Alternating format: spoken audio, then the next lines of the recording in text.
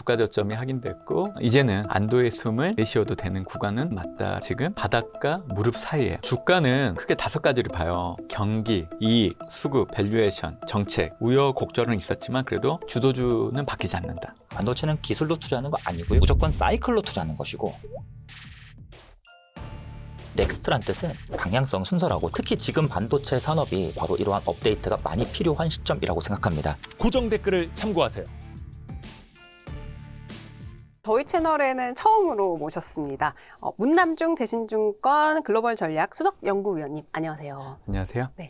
지금 시장이 사실 지난주에 엄청나게 급락했다, 급등했다. 이번 주에는 그래도 최근 며칠은 또 좀 좋은 모습, 흐름을 보이고 있는데 좀 시장 어떻게 보고 계신지 한번 말씀 부탁드립니다. 우리가 이제 경험했던 주식시장의 흐름을 보면 글로벌 전체적으로 6월부터 7월 그리고 지금 현재 증시가 가격적인 측면에서 조정을 좀 많이 받았잖아요. 네. 특히 반도체 국가들, 대만과 한국 증시. 지금 상황을 놓고 본다고 하면 가장 중요한 게 저는 미국과 이란 간의 종전 MOU가 합의를 위해서 재개된 모습들이 네. 지속적으로 된다라고 하면 아마 한국 증시 같은 경우에는 29일 아마 그게 최저점이었을 거예요. 코스피 기준으로 네. 5,200대. 네. 그 수준을 추가적으로 깨지 않고 네. 올라갈 여지가 있다. 이게 어떤 얘기냐면 네. 저는 사실 지금의 주식시장 흐름을 보면 물가가 올라가고 금리가 불안하기 때문에 위험 선호 심리가 약화될 수 있다. 그래서 네. 주가는 올라가지 못한다라는 이유 때문에 5월부터 3분기 때까지 그 관점에서 봐야 된다 얘기를 해드리고 있는데 네. 한국 같은 경우에는 좀 빠르게 고점 대비 낙폭이 좀 가대하잖아요. 그리고 지금은 조금씩 안도의 심리가 좀 들어오면서 주가가 좀 반등을 하고 있는데 네. 이게 지속될지 여부 그거를 이제 좌우하는 게 제가 네. 보기에는 미국 이란 간의 종전 MOU를 위해서 합의를 위한 대화가 다시 재개되는지 여부가 되게 중요하다. 그래서 그게 계속 유지된다라고 하면 최저점을 깨지 않고 네. 주가는 계속 올라갈 수 있다. 그 얘기를 좀 드리는 거고 네. 혹시라도 그게 깨지고 네. 다시금 격화되는 양상으로 간다라고 하면 저는 이제 지난번에 확인됐던 그 저점을 네. 깨고 추가적으로 더 내려갈 수 있다라고 얘기를 드리는 거예요. 그러니까 29일에 확인했던 5,200대 선, 네. 5,200선 네. 거기를 더 뚫고 내려갈 수도 있고.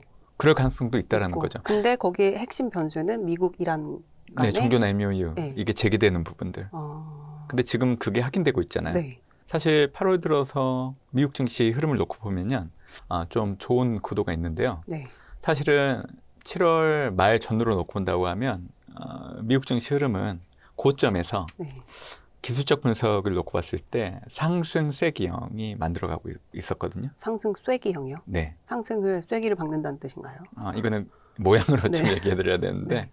고점에서 상승 쐐기형이 나오게 되면 그 패턴이 완성됐을 때 보통 올라가기보다는 떨어지거든요. 근데 떨어졌어요, 실제적으로. 네. 그러다가 지금 이란, 미국이 다시금 종전 MOU 합의 재개할 수 있다라는 그 기대감이 좀 부각되면서 지금 제가 얘기해드렸던 상승 쐐기형 상단을 돌파해버렸죠, 지금 미국 증시가. 네. 그래서 지금 현재로서는 미국 증시 흐름이 상당히 좋을 걸로 예상되는 상황입니다. 네. 그렇기 때문에 지금 한국 증시 역시 5월 마지막 주 저점을 네. 확인하고 나서 조금씩 그래도 안정을 찾으면서 네. 올라오고 있잖아요. 그래서 지금의 상황을 놓고 본다고 하면 가장 중요한 게 지정학적 리스크, 중동 그게 좀 완화되는 게 좀 선결되어야 앞으로 주가가 V자 급반등은 없을 거예요. 급반등. 예, 급반등은 기대하면 안 돼요. 예, 지지부진하게 네. 하지만 조금씩 저점을 올라가는 형태로 증시 흐름이 이어질 여지는 있다라고 생각하고 있습니다. 근데 이제 미국 이란 전쟁을 굉장히 중요하게 지금 변수로 보셨는데 이제 일각에서는 또 3월 달에 또 이거 이란 전쟁이 일어났을 때 이제 증시가 휘청이다가 네. 이제 계속 이게 이 사건이 계속 진행이 될 때는 이건 이제 시장에서는 반영을 안 하고 있다라는 얘기들도 있었거든요. 이미 이 반영은 끝났다. 그러니까 이게 뭐 전쟁은 어차피 종전 MOU를 맺을 것이고 그래서 이거는 변수가 아니다라는 의견들도 있었는데 이제 위원님께서는 이 사건을 이렇게 중요한 변수로 보시는 좀 이유를 여쭤봐도 될까요? 전혀 그렇게 생각하시면 안 됩니다. 그래요? 왜냐하면 네.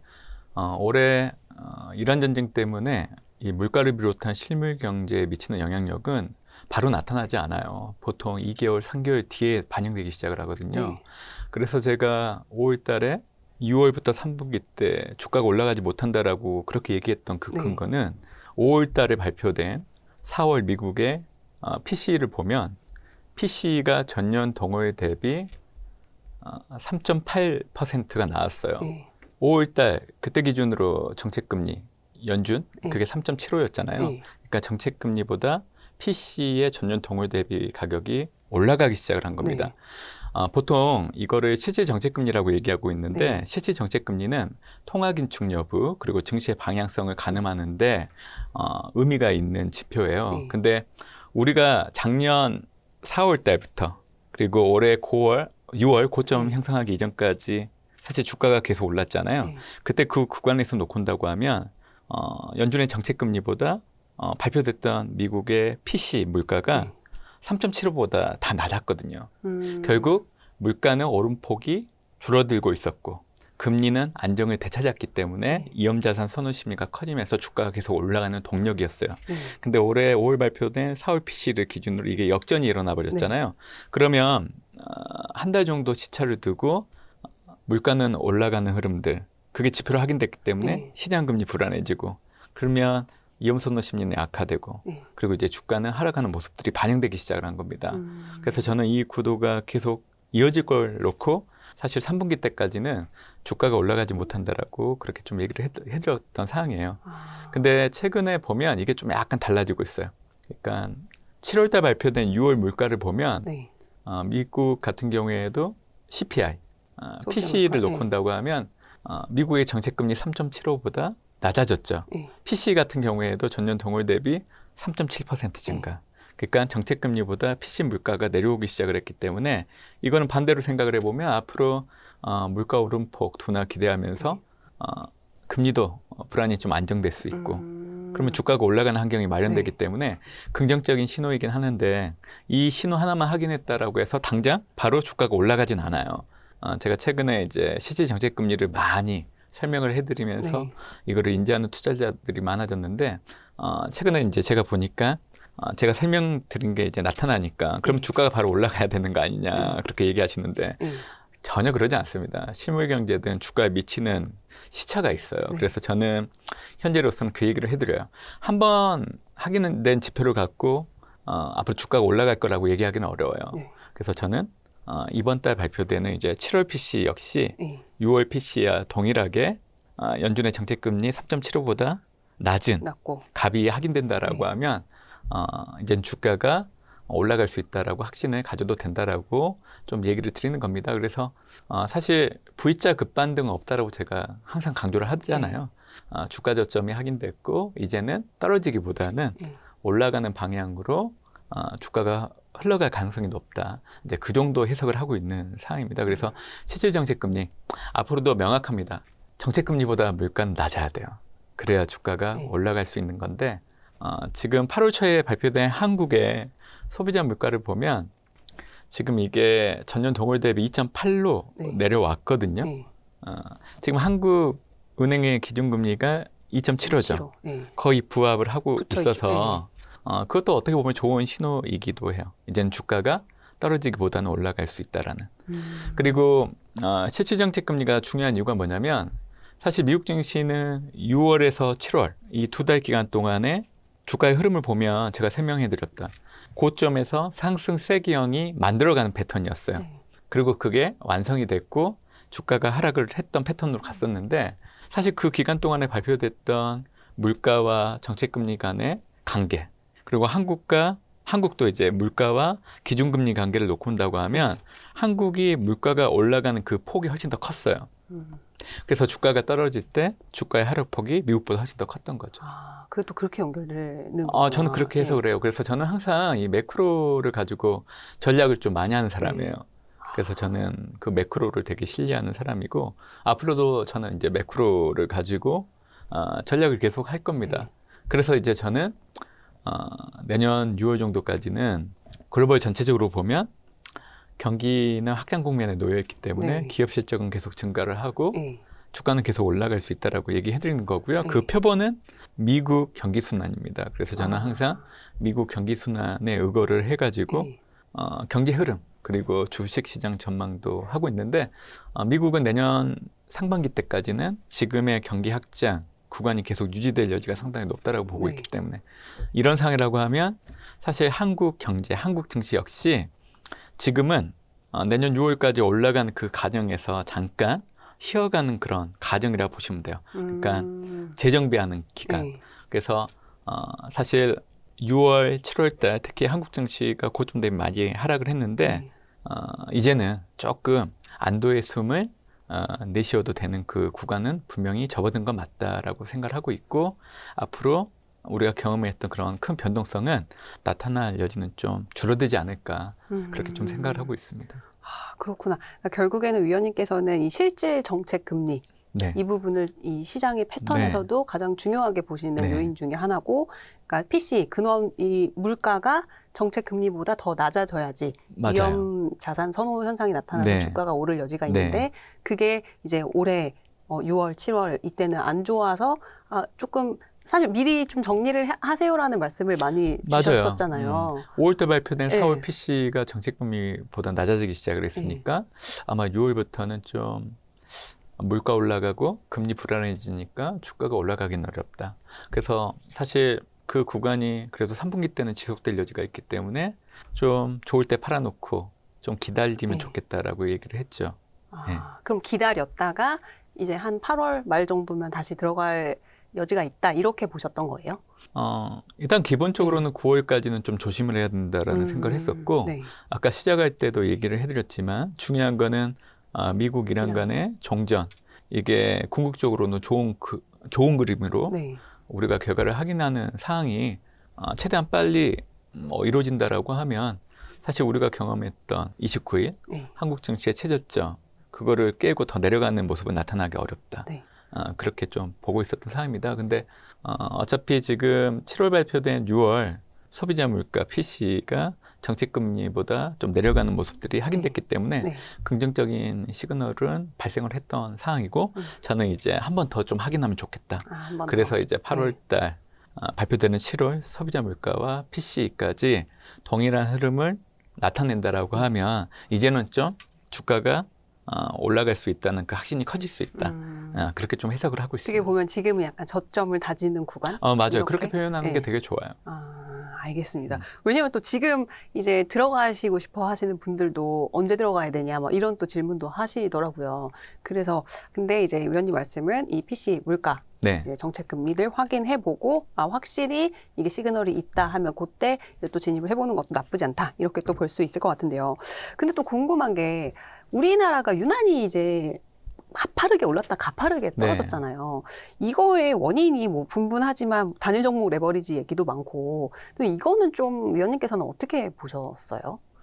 변동성 측면에서는 단일 종목 레버리지를 도입한 게 분명히 영향이 줬죠. 사실 한국 증시는 시가총액 비중으로 놓고 본다고 하더라도 삼성전자, SK 하이닉스가 차지하는 비중이 50%가 넘어가는 상황인데 이렇게 현물 시장에서도 투자자들이 특히 올해는 반도체주 중심으로 집중을 하고 있었고 주식시장으로 자금이 들어온다라고 하더라도 사실 이 두 종목 위주로 들어갔던 상황이거든요. 그런 상황에서 이제 단일 종목 레버리지 상품을 출시를 해버리니까 그 변동성이 훨씬 더 커질 수 있는 환경이 마련된 거죠. 그러니까 올라갈 때는 이 올라가는 그 폭을 더 키워주는 효과가 있기 때문에 좋죠.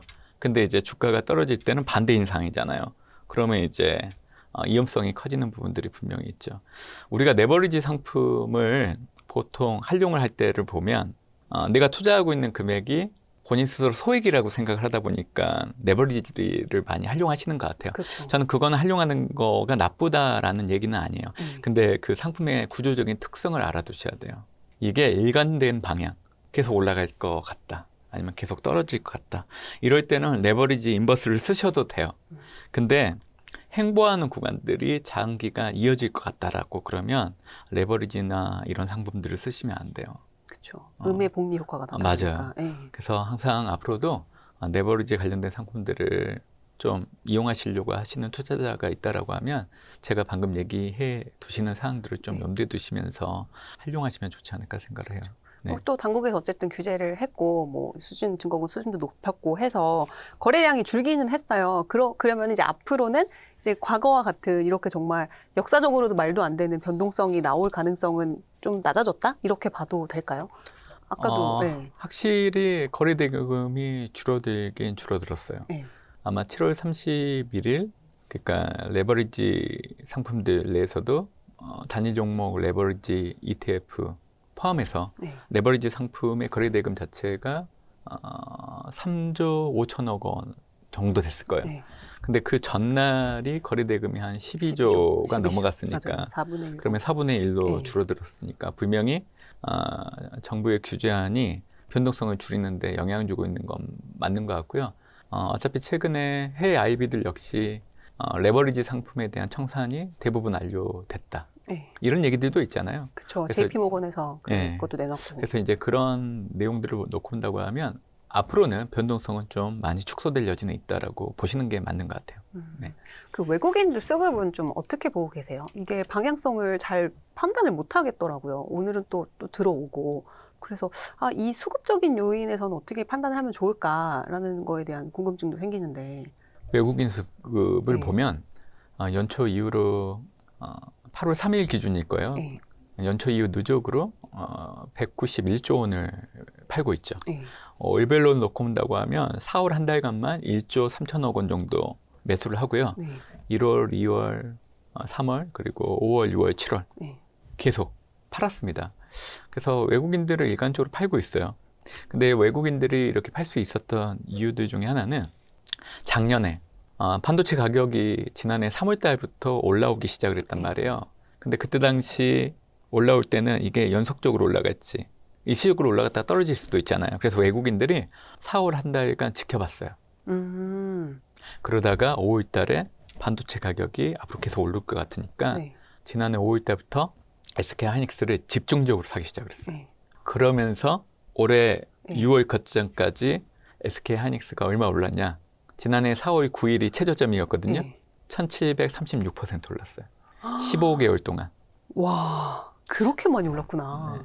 제가 이 얘기를 좀 네. 드리려고 하는 이유가 저는 앞으로 주식시장의 흐름 그리고 내가 가지고 있는 포트폴리오를 어떻게 운영하면 좋을까 이런 처방을 하려고 하면 네. 지금 현재 상황을 직시하는 게 되게 좋아요. 그렇죠. 사실 불편한 내용일 수도 있는데 그런 내용들을 알아야 대응을 할 수 있거든요. 네. 근데 제가 올해 들어서 가장 안타까웠던 게 뭐냐면 항상 사람들이 고점 대비 하락폭만 얘기해요. 맞아요. 그러니까 코스피 지수도 올해 6월 고점 대비 가장 많이 떨어졌을 때 그 낙폭을 놓고 온다고 하면 마이너스 44% 네. 하락을 했죠. SK 하이닉스는 58% 떨어졌어요. 빠졌죠. 네. 이 숫자만 놓고 보면 고점에서 많이 떨어졌어요. 네. 근데 작년 4월부터 올해 고점까지 얼마 올랐냐를 같이 보셔야 돼요. 코스피는 331% 올랐어요. SK 하이닉스는 1736% 올랐죠. 이런 상황에서 네. 고점 대비 각각 코스피가 44%, 네. SK 하이닉스가 58% 하락했다. 어떤 느낌이세요? 한번 들어보고 싶어요. 아직 덜 떨어졌나? 어, 그런 생각도 들고. 사실 이 뒷부분은 1736%가 올랐다는 거는 계산을 해본 적이 없어요. 그래서 제가 계산을 했어요. 네. 알려드리고 싶어서. 네. 그래야 지금의 상황을 정확하게 인지하고 어떻게 대응할지 알 수 있으니까. 지금은 어차피 뭐 한국 증시의 저점도 확인됐고 미국과 이란 간의 종전 MOU가 재개된다라고 하면 추가적으로 더 떨어질 여지도 없고 네. 조금씩 올라가려고 도모를 할 거예요. 네. 지금은 그래요. 네. 근데 5월 이후로 이제 6월, 7월 달 네. 그때는 하염없이 주가가 떨어졌던 시점이잖아요. 네. 그런 상황에서 항상 투자자들이 했던 생각이 어떤 거였냐면 고점 대비 이 정도 떨어졌으면 더 떨어지겠어? 이런 생각도 많이 하셨고 또 이런 것들을 자극했던 사람들도 있었고 그래서 투자자들이 샀죠. 근데 사서 오르면 좋은데 더 떨어졌잖아요. 네. 이제 그때는 그랬어요. 그래서 제가 그게 너무 안타까워가지고 제가 7월 달 하반을 들어서 네. 이제 다른데 매체 나가갖고 설명을 드릴 때 네. 이렇게 설명을 해드렸어요. 그래서 그때 당시에는 지금의 저점이 확인됐다라 보시면 안 된다. 속단하면 안 된다. 그러니까 네. 더 떨어질 여지도 있을 수 있다. 네. 이제 그런 얘기를 하면서 설명을 해드렸던 거예요. 네. 왜냐하면 사실 명확합니다. 단기간에 너무 많이 올랐어요. 한국 증시는 15개월 동안에. 그래서 올해 6월 고점 이후 저점까지 단기간에 그렇게 낙폭이 컸던 상황인데 이제는 그 구간을 지났잖아요. 그래서 앞으로는 점진적으로 계속 올라갈 수 있고 중요한 거는 미국의 경기 순환이 되게 중요한데 내년 6월까지는 미국이 경기 확장 구간에 놓여 있을 여지가 상당히 높기 때문에 미국뿐만이 아니라 전 세계 증시 흐름을 놓고 본다고 하면 증시의 숲을 놓고 봤을 때는 내년 6월까지는 올라갈 수 있다라고 보고 있는 거예요. 그래서 최근 2달 동안 낙담한 투자자들 되게 많으시고 지금도 계좌 열어보시면 손실 난 것 때문에 기분도 나쁘시고 불편하실 수 있는데 아직까지 투자의 기회는 남아 있습니다. 조금만 기다려 주시면 돼요. 그래서 저는 올해 4분기부터 되면 지금 손실난 계좌들이 조금씩 복구될 여지가 있다고 보고 있고요. 아마 내년 상반기 때는 정말 좋을 겁니다. 아마 올해 6월 고점 확인하기 이전에 우리가 경험했던 그런 분위기들이 다시 조성될 여지는 있다고 보고 있기 때문에 너무 낙담하지 마세요. 그러면은 계좌가 지금 다 파란불이더라도 그냥 아무것도 안 하고 가만히 있으면 되는 건가요? 아니에요. 저는 이제는 시간에 투자를 해야 된다라는 그 주식 격언을 꼭 기억을 하시면 좋을 것 같아요. 그래서 지금부터는 내가 가지고 있는 종목들을 보면 손실이 나 있는 종목들이 있을 거 아니에요. 네. 그러면 내년 상반기를 염두에 두고 이제는 조금씩 좀 살 수 있는 여력이 있으면 추가로. 사면서 네. 내가 매입했던 그 평균 단가를 좀 낮추세요. 네. 그러면 그게 복구되는 시간이 좀 짧아질 수 있잖아요. 네. 그래서 저는 지금 뭐 주식 시장의 가격을 놓고 본다고 하면 우리가 조금씩 사도 되는 그 가격대에 놓여 있긴 해요. 그래서 그 얘기를 좀 드리고 싶고 우리는 주식을 살 때 바닥에서 못 사요, 여러분들. 꼭 그거를 기억하고 싶어요. 네. 우리는 무릎에서 사야 돼요. 그래서 제가 보기에는 지금 바닥과 무릎 사이예요. 그러면 이 정도 레벨에서 조금씩 사 모아 가신다라고 하면 저는 괜찮아 보여요. 근데 가끔 이제 제가 보면 고점에서 팔고 저점에서 사시려고 하는 생각들을 좀 가지고 있는 분들도 있더라고요. 네. 그건 정말 어렵습니다. 그래서 그 얘기는 꼭 드리고 싶어요. 다시 외국인 얘기로 좀 더 궁금한 거 네. 여쭤보면 그럼 외국인들은 작년 4월부터 국내 주식을 사기 시작해가지고 계속 사서 올해 들어서는 이제 계속 팔고 있는 거죠. 팔고 있는 네. 그런 모습이라고 이해하면 되겠죠. 대신증권은 근데 코스피 전망치를 최근에 좀 낮췄더라고요. 이제 기존에 11,500포인트에서 9,300포인트 정도로 낮추셨는데 혹시 그 이유는 뭘까요? 네. 제가 낮춘 건 아닙니다. 네. 이것도 괜히 제가 얘기하면 제가 낮춘 걸로 알고 있는데 네네. 국내 전략을 담당하고 있는 파트에서 네. 낮춘 거고요. 그 낮췄던 이유는 그 채권 금리가 레벨 수준에서 많이 올라갔고 또 한국은행이 올해 남아있는 기간 동안에 추가적인 금리 인상을 단행할 걸 감안해가지고 코스피의 상단을 좀 하향 조정했다라고 보시면 됩니다. 한국은행이 추가적으로 금리 인상 가능성을 염두에 두고. 네네. 알겠습니다. 주로 이제 연구위원님께서는 이제 글로벌 전략 또 미국 네. 쪽을 많이 보시니까 지금 미국 금리에 대해서도 좀 왈가왈부들 하잖아요. 뭐 이제 하반기에 한 차례 올릴 수도 있다. 뭐 아니면 동결일 거다. 뭐 이런 여기에 좀 무게 중심이 가 있는데 대표님 위원님께서는 어떻게 생각하시는지. 이거는 이제 국내 채권 애널리스트 그리고 일반적인 참여자들은 대부분 올해 연준이 금리 인상할 수 있다라고 생각을 많이 하는 것 같아요. 네. 근데 저는 좀 개인적으로 다른 생각을 하고 있고요. 올해 4분기 정도 되면 연준이 25pp 정도는 인하를 좀 해줄 여지도 있지 않을까. 오, 인하 가능성을 보시는 네, 거예요? 저는 그렇게 좀 보는 네. 이유가 어차피 지금 위험자산 가격들이 최근에 조정받았던 그 바탕에는 결국 물가예요. 이란 전쟁 때문에 물가가 올라가는 게 경제 지표를 통해서 확인됐기 때문에. 네. 그래서 지금 케빈 허치 연준 의장이 취임하고 나서도 지금은 물가가 올라가는 구간이기 때문에 그래서 금리 동결을 하고 있는 겁니다. 사실은 이분이 트럼프 대통령이 임명을 안 했다라고 하면 아마 금리 인상했을 거예요. 근데 그 트럼프 대통령이 임명을 했기 때문에 지금 금리 동결을 하고 있는 거예요. 원래 이분은 매파적 이념을 가진 사람이 아니에요. 물가가 올라가면 금리 인상하고 물가가 내려가면 금리 인하를 하는 사람이에요. 그래서 올해 시기적으로 보면 3분기보다는 4분기 물가 레벨이 저는 더 낮을 걸로 보거든요. 네. 그리고 어차피 이분은 트럼프 대통령이 임명을 했고 지금 중간선거 앞두고 트럼프 대통령이 계속 푸시를 하잖아요. 금리 인하를 하면 좋겠다.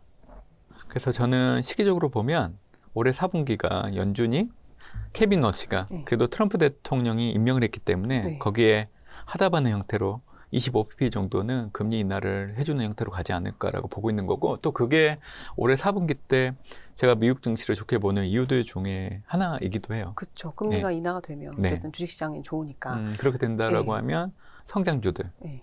뭐 M7든 그리고 AI 인프라 확장과 관련된 수혜를 받을 수 있는 기업들, 사실 금리가 민감도가 높거든요. 네. 그래서 금리가 떨어지게 된다라고 하면 할인율이 축소되기 때문에 앞으로 주가가 올라갈 수 있는 기대가 커지는 부분들이 있죠. 그래서 저는 올해 4분기 미국 증시 상승 전환해서 올해 연간으로 가장 높은 지수대를 네. 보여줄 걸로 보고 있거든요.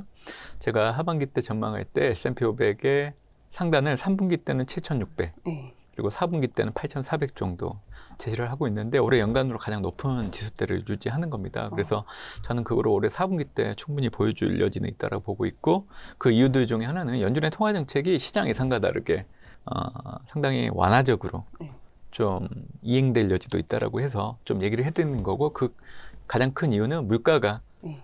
3분기보다는 내려갈 여지가 있다라고 보고 있기 때문에 그래서 근데 얘기를 해드리는 겁니다. 그렇죠. 그 물가가 내려가면 아무래도 그 하이퍼스케일러들이 지출하는 거에 대한 어떤 비용 부담도 아무래도 조금 더 낮아질 수밖에 없고. 네, 그런 부분들도 네. 있죠.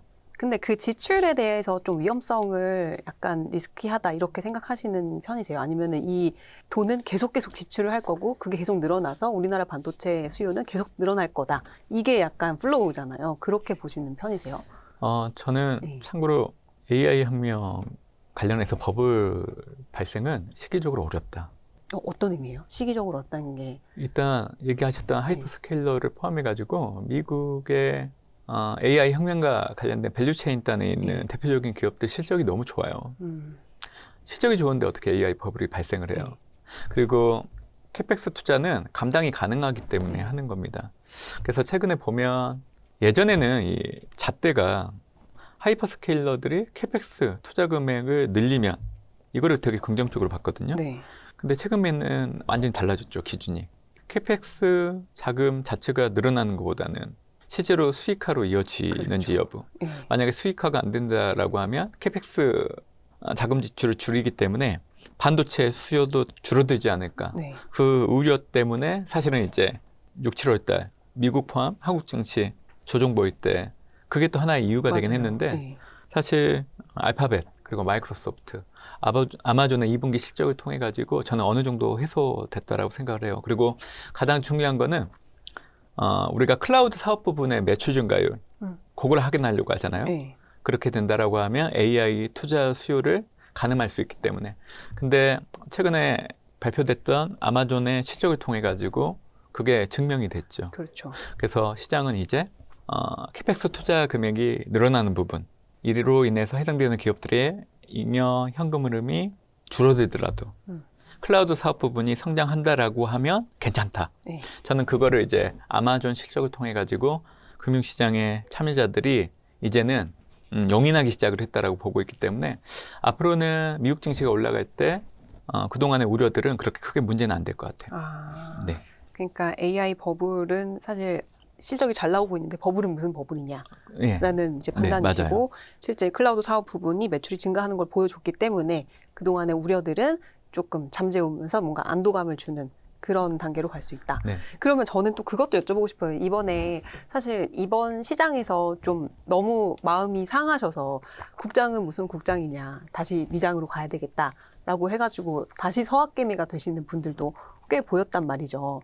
근데 이제 하반기, 내년 상반기까지 놓고 보면 국장의 상승 가능성과 이제 방금 말씀하셨던 S&P는 3분기인 7,500, 4분기인 8,400 정도 선까지 전망을 하셨는데 이 미장의 성장 가능성, 그 상방이 열려 있는 걸로 놓고 보면 어디가 조금 더 많을까요? 저는 그냥 본인이 좀 관심 있는 분야, 관심 있는 기업이 있으면 뭐 미국장이든 한국장 구분하지 마시고 투자를 하세요. 그냥 그랬으면 좋겠어요. 네. 자꾸만 어느 장에 투자를 해야 투자 수익률을 제고할 수 있을까? 그거는 어려워요. 신도 어려워요. 네. 저는 그냥 본인이 좋아하는 섹터, 기업들이 있었는데 최근에 주가가 많이 떨어졌다. 그러면 이제는 좀 한번 사볼까? 이런 마인드로 좀 투자를 하시면 좋을 것 같고요. 중요한 거는 미국 증시가 올라야 한국 증시도 따라서 올라갈 수 있습니다.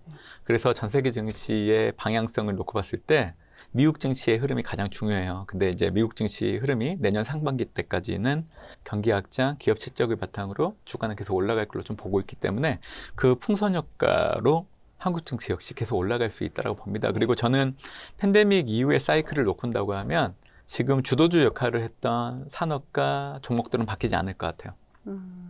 AI 인프라 확장 관련해서 단연코 반도체. 네. 그래서 미국 증시 내에서도 대표되는 반도체 기업들 있잖아요. 네. 그리고 한국도 역시 살 건 딱 두 개밖에 없잖아요. 네.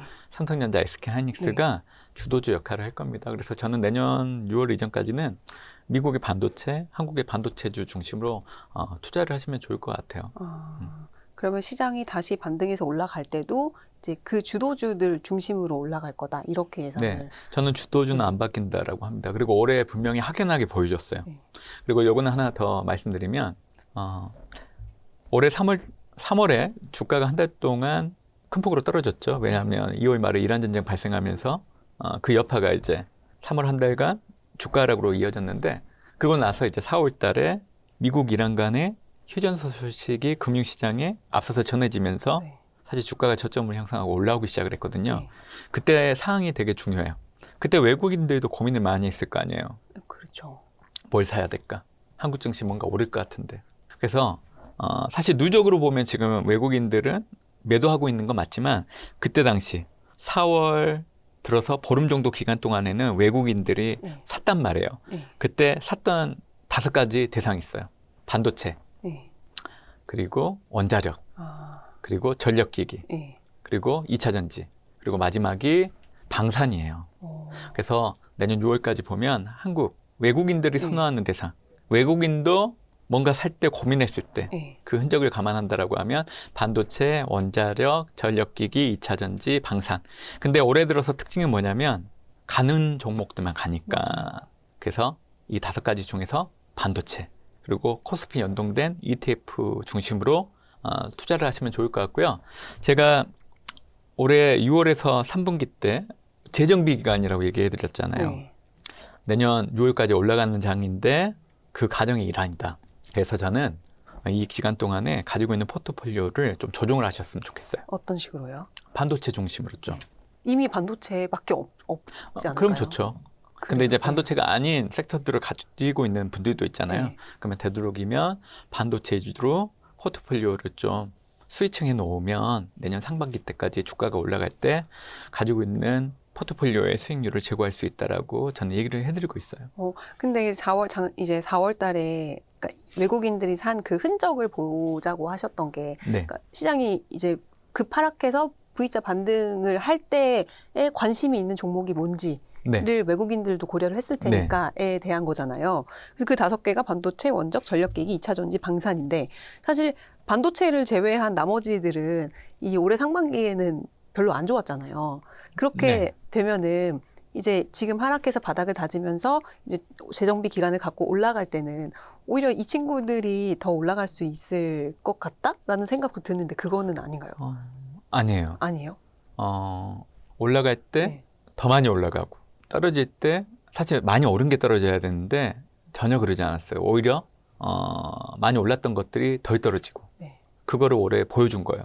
6월 고점 형성하기 전까지. 네. 그래서 저는 그런 주식시장의 흐름까지 감안한다라고 하면 앞으로도 반도체 위주로 좀 봐야 된다라고 얘기하는 거고 지금은 어차피 6월, 7월 가격 조정이 지나간 시점이잖아요. 그래서 여기서 하나 더 이렇게 부각되는 거는 낙폭 가대주예요. 근데 지금 얘기해주는 섹터들이 대부분 다 들어가요. 네, 맞아요. 낙폭이 가대예요. 네. 그러면 기술적으로는 반등이 가능해요. 그러니까 예를 들자면 지금 한 주식의 가격이 1,000원이에요. 네. 그러면 지금 낙폭이 너무 가대하잖아요. 네. 그러면 단기간에 2,000원짜리가 2,000원이 될 수 있는 거예요. 기술적으로란 표현이 네. 그거인 거구나. 네. 네. 하지만 이제 그런 흐름들이 계속 이어질 수밖에 없는 거죠. 하지만 반도체 같은 것들은 그냥 지속적으로 계속 올라갈 수 있다라고 구분 지어서 볼 수 있는 거예요. 그래서 주도주라고 말씀을 하신 네. 거구나. 네. 그래서 저는 주도주는 바뀌지 않는다. 네. 이번 사이클 팬데믹이 발생하면서 시작된 경기 순환에 의거한 네. 투자 사이클을 감안한다라고 하면 우여곡절은 있었지만 그래도 주도주는 바뀌지 않는다. 그래서 반도체 투자는 계속 해야 된다라고 얘기하고 있어요. 그럼 이 사이클의 끝은 어떤 시그널이 나오면 이 사이클이 끝났다. 이렇게 볼 수, 어떤 조건으로 그렇게 판단하고 계시는 게 있을까요? 저는 네. 미국의 경기 순환을 상당히 중시해요. 그리고 제가 지금까지 검증을 해본 결과 발생하는 그 배경은 각기 달랐지만 네. 경기 확장과 경기 위축 이 구간들 평균적으로 지속되는 그 기간들을 보면 네. 그렇게 어긋나지 않아요. 미국의 경기 순환, 경기 네. 확장. 예. 그래서 저도 지금 계속 그 경기 확장이 내년 6월까지 가능하다라고 얘기해드린 이유가 네. 올해 7월 기준으로 미국의 경기 확장이 75개월째 진행되고 있고 네. 80년도 이후에 미국이 경기 확장이 들어갔던 구간이 총 5번 있었는데 네. 평균적으로 7년 1개월 정도 지속이 됐단 말이에요. 그래서 이거를 적용을 해보면 네. 2027년 6월까지는 미국이 경기 확장 구간에 놓여 있을 여지가 있다라고 볼 수 있는 거예요. 그래서 제가 그걸 의거해서 얘기를 해드리는 거고 경기 확장이 끝나게 되면 어떻게 돼요? 우리가 알 수 없는 또 뭐 이기 같은 게 발생을 해가지고 충격이 올 여지는 있다라고 볼 수 있다라고 이제 그렇게 전망을 하고 있는 거예요. 미국의 경기 확장이 이제 우리의 그 하나의 네. 사이클로 네. 구성이 되는 네. 그렇게 이해를 하면 네. 되겠구나. 근데 사실 반도체 얘기 좀 더 여쭤보면 반도체 실적이 뭐 계속 좋게 나오긴 하지만 이미 그거는 주가에 다 반영이 돼 있다고 보면 이제 피크아웃 우려도 계속 지속이 되고 있잖아요.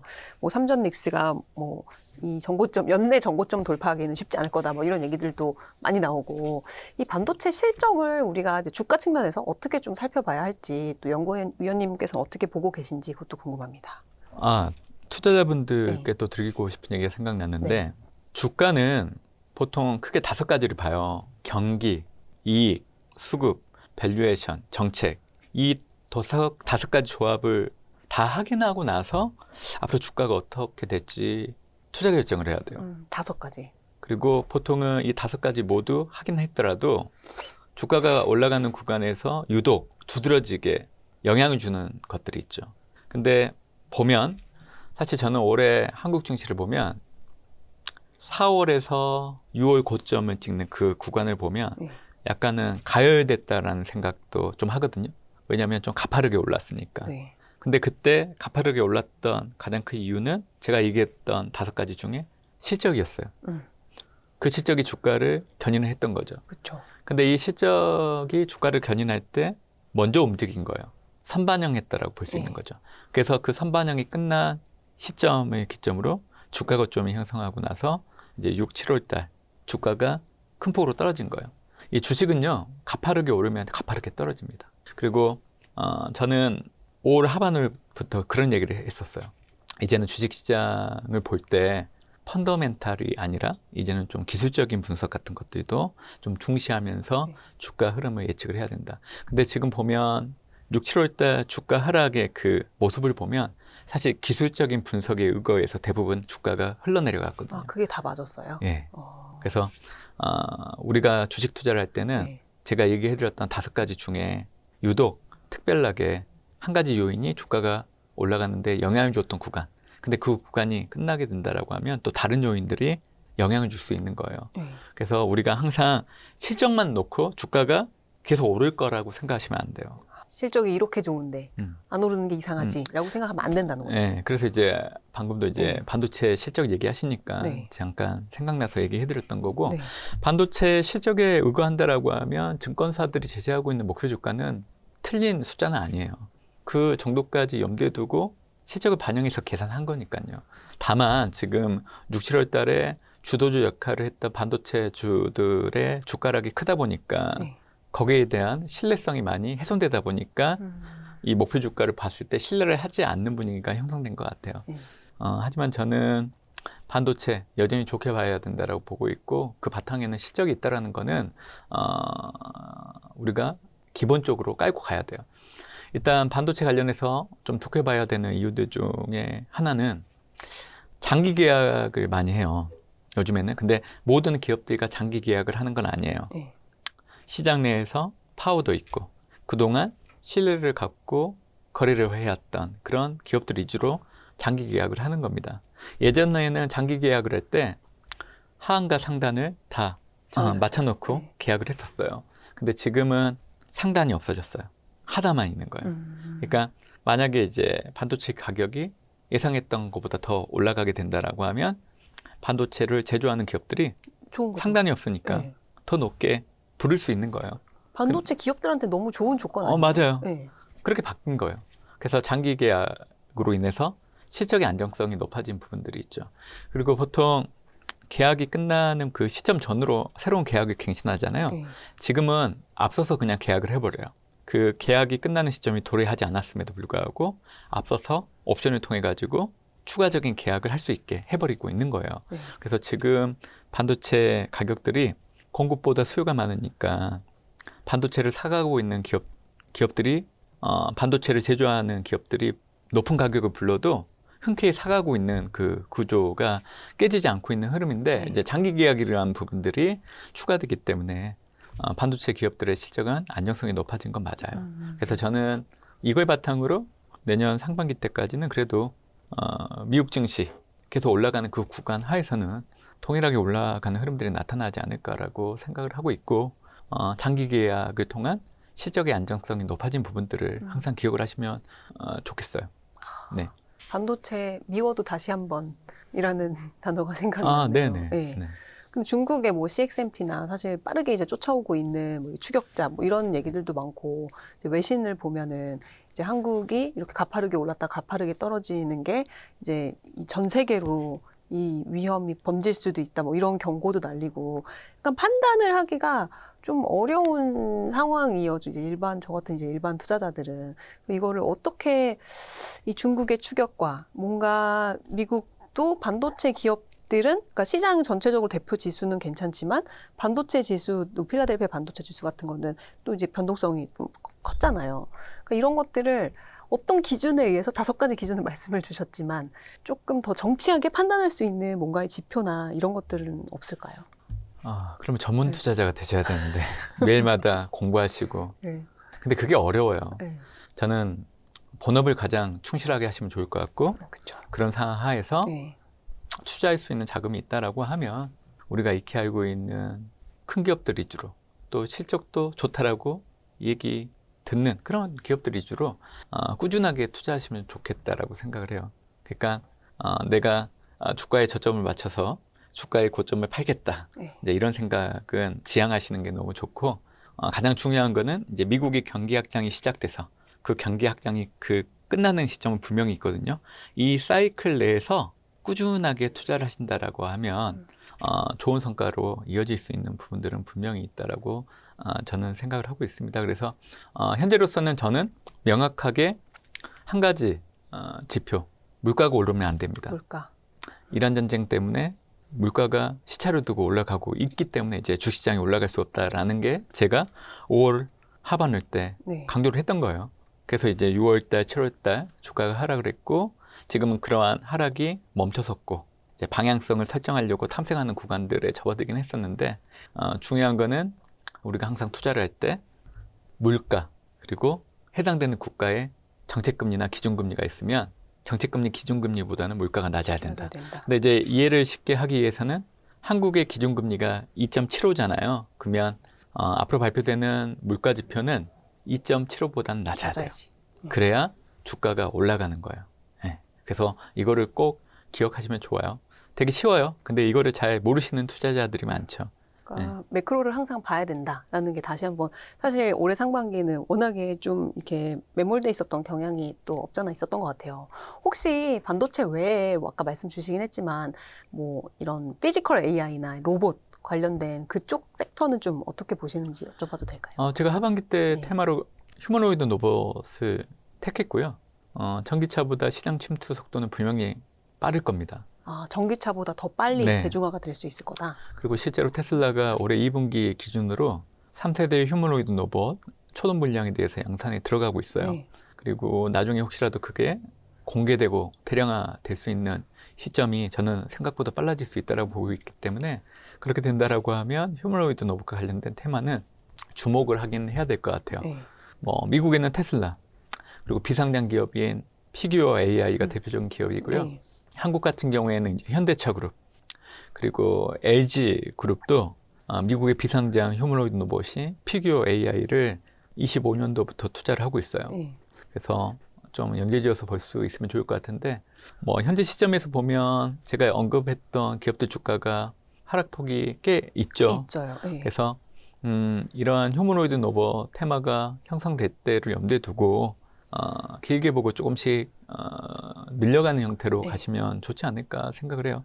근데 이제 전반적으로 보면 미국도 마찬가지고 미국의 매그니피센트 세븐 또 AI 인프라 확장에 대한 수혜를 받을 수 있는 밸류체인 그게 대표적으로 전력에너지, 네. 반도체, HBM 그리고 데이터 센터 네. 이제 그런 연장선상에서 전 세계 밸류체인이 확장되니까 한국 같은 경우에도 잘하는 게 있잖아요. 현재로서 반도체 네. 당연히 주목받을 수밖에 없는 거고 지금은 이제 낙폭이 워낙 크니까 낙폭 가대된 섹터나 종목들 중에 투자자 여러분들이 관심 있게 보고 있는 거 있잖아요. 그러면 기술적인 반등을 염두에 두고 투자를 하는 형태로 가면 좋지 않을까 생각합니다. 내년 상반기까지는 어쨌든 시장이 좋을 거다라는 네. 말씀을 이해를 했고요. 환율도 한번 여쭤보고 싶은데 환율이 최근에 또 많이 빠졌더라고요. 뭐 일각에서는 뭐 1,300원대까지 갈 거다 뭐 이런 얘기들도 나오고. 근데 환율이 이제 이렇게 원화 가치가 높아지면 수출 기업들한테는 안 좋은 거잖아요. 그러면 또 이제 약간 수출 우리나라 이제 삼전 닉스의 이 어떤 실적에도 영향을 미칠 수 있는 건지 이게 또 시장에까지 영향을 미칠 수 있을 건지 이런 것들은 좀 어떻게 보시는지. 원달러 환율은 지금 우리가 1,500원대 넘어갔던 그 시점, 그러니까 비교를 해보면 원화 강세의 그 속도가 너무 가파른 것 같아요. 그래서 결국 속도가 문제가 될 수 네. 있기 때문에 다시금 1,400원대 중반에서 후반대 정도까지 올라갈 여지는 있어 보여요. 네. 그리고 이렇게 원화 강세 속도가 가팔랐던 거는 SK 하이닉스, 아, 미국 상장 ADR. ADR 네. 이로 인한 본국으로 이제 자금들이 들어올 여지가 있다라는 게 미리 반영되면서 원달러 환율 강세 속도가 빨라지기 시작을 네. 한 거고 했고 또 최근에는 이제 미국이 일본 정부와 함께 일본의 외환 시장 개입 그렇죠. 그 부분도 좀 영향을 줬던 부분들이 있죠. 근데 이거는 일시적인 요인 정도로 네. 보고 있기 때문에 그렇게 얘기해 드리는 거고 네. 중요한 거는 원달러 환율에 영향을 미치는 요인들은 크게 5가지 정도 돼요. 일단은 외국인의 주식 매도, 그렇죠. 내국인의 해외 투자, 네. 국내 기업의 해외 투자, 그리고 NDF 시장 거래가 활성화되는 부분들, 그리고 미국의 통화 긴축 여부. 근데 이 중에서 가장 지금 올해 들어서 원화 흐름에 가장 영향을 주는 거는 외국인 주식 매도입니다. 근데 지금 외국인들이 주식을 계속 팔고 있잖아요. 그래서 외국인의 주식이 좀 잦아들어야 원화가 안정적으로 감세 악력을 좀 받는 형태로 가지 않을까. 근데 지금은 뭐 SK ADR 상장 효과 그리고 일본 정부의 일본 외환시장 개입 네. 일시적인 요인들이잖아요. 그래서 요거는 좀 단발적인 요인이다. 아. 저는 그래서 오히려 그거보다는 외국인들이 올해 주식시장에서 계속 팔고 있는데 그게 이전보다는 좀 네. 줄어들 여지가 있는 시기. 이제 아. 그때가 되면 원화가 강세 압력을 안정적으로 받는데 가장 큰 요인으로 작용하지 않을까라고 생각을 하고 있고요. 올해 월별로 놓고 봤을 때 외국인들이 가장 많이 팔았던 게 3월과 5월, 6월 달도 많이 팔았거든요. 네. 근데 그 기간 동안에 원화의 변동성을 보면 컸어요. 원화 약세의 네. 변동성이. 그래서 외국인들의 매도 흐름들을 앞으로도 좀 주시를 해야 된다라고 얘기해드리고 있습니다. 네. 그러니까 원화 환율에 영향을 미치는 5가지 중에 네. 제일 이제 크게 영향을 미치는 게 외국인 주식 매도인데 맞아요. 지금 원화가 이렇게 강세를 보이는 거는 이제 일시적인 뭐 하이닉스 ADR 상장이라든지 네. 이런 일시적인 요인 때문에 강세를 보이는 것이지 이게 안정적인 뭔가의 흐름은 아니다라고 보시는 네. 거네요. 근데 지금 생각해보면 그 단일 종목 레버리지 상장했던 이유가 환율 안정이라는 이 얘기가 되게 그때 당국이 내세우는 주장이 그거였잖아요. 환율을 이제 서학개미들이 저기 해외에 가가지고 2배짜리, 3배짜리 하는 거 우리가 하도록 하자. 이렇게 해갖고 상장했던 이제 그런 논리도 있었는데 그때 그냥 하이닉스 ADR 상장하면 원화가 강세가 되지 않았을까라는 그런 상상도 한번 해봅니다. 아니, 틀린 네. 얘기는 아니에요. 네. 그러니까 단일 종목 레버리지 상품 분명히 이게 변동성을 키우는데 부정적인 역할을 준 건 맞고요. 이로 인해서 투자에 익숙치 못한 투자자분들에게 손실 같은 거를 끼친 건 분명히 있어요. 네. 하지만 이 단일 종목 레버리지 상품을 다른 측면에서 접근해서 놓고 온다고 하면 사실 그동안 미국 투자를 많이 했던 이유가 미국에는 개별 기업들에 대한 레버리지 상품들이 되게 많이 상장되어 있어요. 그래서 결국에는 내국인 투자자들이 미국 투자를 위해서 원화를 달러로 환전해서 투자를 할 수밖에 없었기 때문에 사실 원화가 약세를 받는 압력들 중에 하나이긴 했었어요. 그러다 보니까 혹시라도 이제 개별 기업에 대한 레버리지 상품들을 상장시키면 그 해외에 유출되는 자금들을 제한할 수 있기 때문에 그 효과를 염두에 뒀던 부분들은 있어요. 그러니까 이론적으로 보면 틀린 얘기는 아니에요. 네. 근데 결과적으로 보면 단일 종목 레버리지 ETF 상장이 변동성을 좀 키웠던 부분들은 분명히 있었던 거 정도? 네, 이렇게 좀 해석을 하시면 좋을 것 같습니다. 효과보다 네. 치러야 할 비용이 더 컸다. 그리고 이제 초보 투자자들이 그 피해를 많이 피해라고 하긴 피해라는 그렇지만 단어보다는 그러니까 경험? 변동성에 대해서 이렇게 대처를 하지 못했던 그렇죠. 그런 정도로 좀 이해를 하시면 좋을 것 같아요. 네. 진짜 이제 봐야 될 게 너무 많아요. 기업 실적도 봐야 되고 매크로도 봐야 되고 금리 환율 다 봐야 되니까 주식 투자가 참 어려워요, 위원님. 그 코스닥도 또 여쭤보고 싶은데 코스닥은 또 연고점 대비 이것도 고점 대비로만 제가 봤는데 고점 대비 반토막이 났다가 또 최근에는 또 빠르게 올라오는 모습을 보이고 있거든요. 이 코스닥의 투자 전략을 좀 어떻게 세워가는 게 좋을지 그 부분도 좀 조언 부탁드립니다. 뭐 코스닥 투자 전략 얘기 드리는 것보다는 그냥 앞으로도 좀 대형주 위주로 투자하시는 게 좋지 않을까? 네, 그런 생각을 좀 해보고 있고요.